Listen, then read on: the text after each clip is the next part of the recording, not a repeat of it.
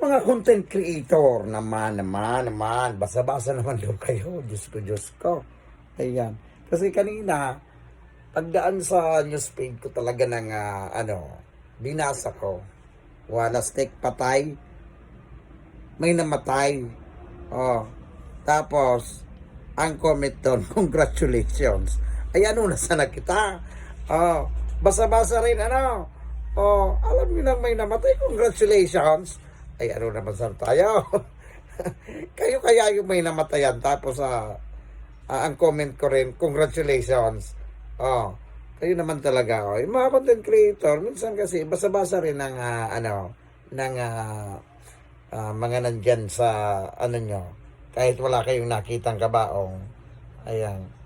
Basahin nyo muna yung mga kapsyon. Oh. Hindi yung sasabihin nyo agad, congratulations. Congratulations, may patay na sila. Congratulations pa. Pinagluloko nyo yung sarili nyo.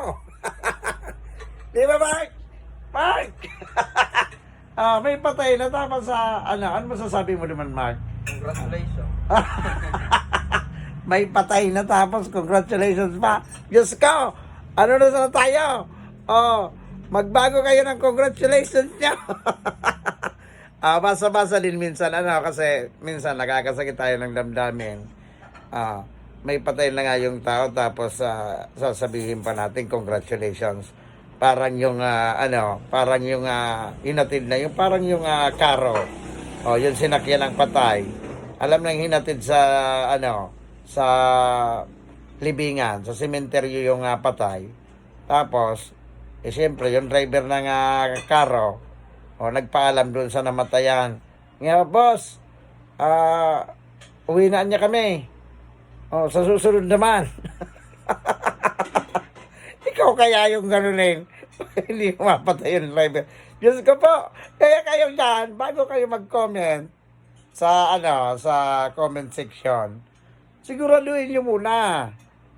Siguraduhin nyo, basahin nyo yung caption, hindi yung congratulations, count me in, kayo dyan.